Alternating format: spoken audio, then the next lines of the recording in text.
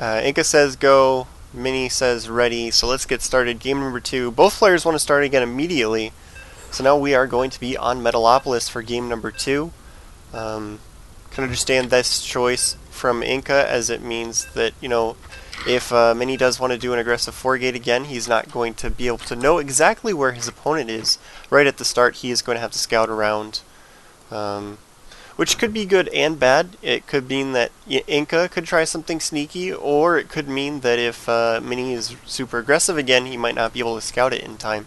So we'll have to see how choosing the 4-player map here for Inka will play out. As we can see that he is going to be the purple Protoss at the 9 o'clock position on Metalopolis. He is down 1 game to his opponent so far, who is going to be the teal Protoss at 3 o'clock, Root Minigun, not Inflow. He used up his free name change already, so he still has that info tag for now.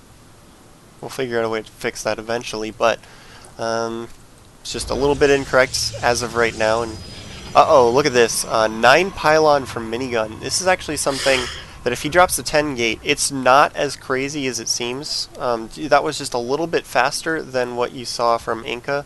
He did drop it maybe about just a little bit sooner. If he does drop the 10 gate, no, never mind. I was getting excited. No, he's gonna burn the Chrono Boost. I know, we're going to see a 1-gate Zealot probe all in or something. No, like actually, that. that's the thing is, Noni, Liquid Tyler, has been playing around with the 10 gate in PvP a lot. It's actually really effective, and it's by no means all in or even super aggressive. Because what he does is he gets the 10 gate, and then he drops the Cybernetics Core and the Assimilator relatively to the 10 gate at normal timings. Then he's able to get a warp gate out without chrono boosting it at the same time as somebody who's chrono boosting theirs very aggressively.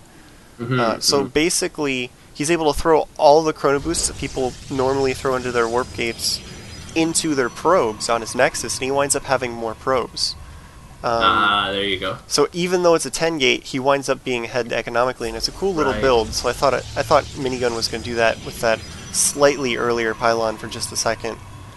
Yeah, we talked about Inka being behind and then selecting the larger map. I think after playing that last one, Zelnaga, he realized that Mini's 4-gate is very, very strong. So this is actually, I think, more of just to, like you mentioned, take the pressure off a little bit. Let him get the groove. Inka, obviously, this being a best of 3, does need to come back from that kind of little bit of a deficit there. So it's a little bit of a mind game for him just to make sure that he can find his groove and at least take one more game off of Mini, as Inka does throw down his 2nd gate. Gas steal from Mini coming in there on Inka's base there. Little cheese tactic to keep him limited on his tech, so it'll force Inka to clear that off with a Stalker or Zealot before being able to throw down any more tech. So it's a pretty smart tactic, I think, from Minigun, as he is still just making no probes. Actually, there goes another one, but still just on the 1 gateway, although he did see the 2nd gate go down. So I don't know where exactly. We'll see what he does next. It'll be Mini's move next to see which way,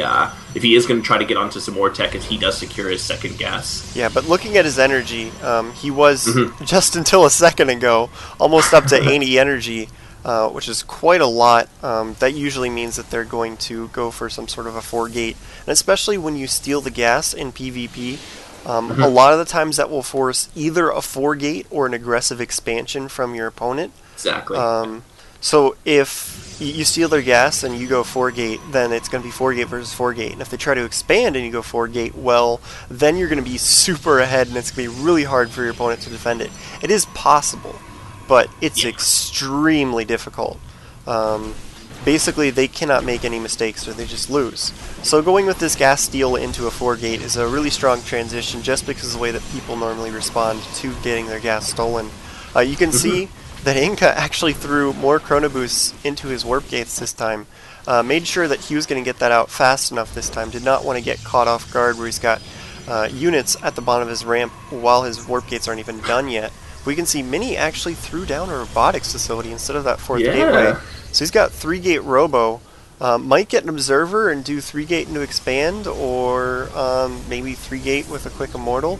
We'll have to see how this is going to work out, but he is mixing it up just a little bit. And like I said, Inka's probably expecting a 4-gate because of that gas steal, so this is going to be something just a little unexpected. Yeah, this will definitely give Minigun the element of surprise there, as he's going to get his robotics bay as soon as the robotics facility finishes. So he is not going to waste any time. He wants to get onto Colossus as quickly as possible. This means he will, for now, sack the Nexus. And so no expansion. He'll just be on a one base kind of Colossus play, which should be pretty interesting. This again will come down to micro. As Inka does have a little bit of not I wouldn't say any gateway lead, but he's going to have a little bit of a macro lead as just gets scouted out now, yeah. Yeah, and that probe did manage to get up into the base in this crucial timing. I'm pretty sure that he saw that robotics bay. I don't know if he clicked on it in time because it was very close.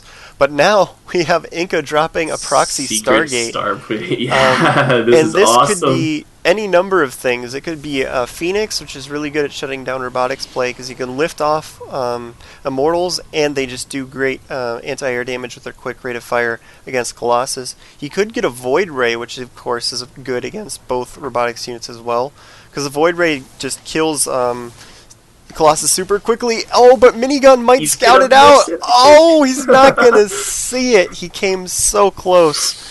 Great placement on the Stargate from Inka. Inka definitely knows his placement there, so it's going to look a little odd when the I guess when Mini does get up there, if he does get up there, as he does actually see just the 3 Stargates, no tier 2 tech, no expansion, so Mini's got to be a little worried here as the second Colossus is getting chrono boosted, so he's not really doesn't look like he's stressing out too much. More Zealots being warped in here, so I guess he's just going to prepare for something. Trying to keep scouting out, as looks like Inka has taken pretty good map control. He does have his army in the middle of the map, whereas obviously Mini is kind of rallied up on his high ground there, just trying to secure his base. So it's going to be interesting to see how Mini responds. As a Void Ray, second Void Ray coming out for Inka right now. So he has 1 on the field, 1 in production. That Colossus is almost done, the second Colossus for Mini. So I'm thinking he's probably going to push pretty shortly, as the Colossus was just scouted out by Inka.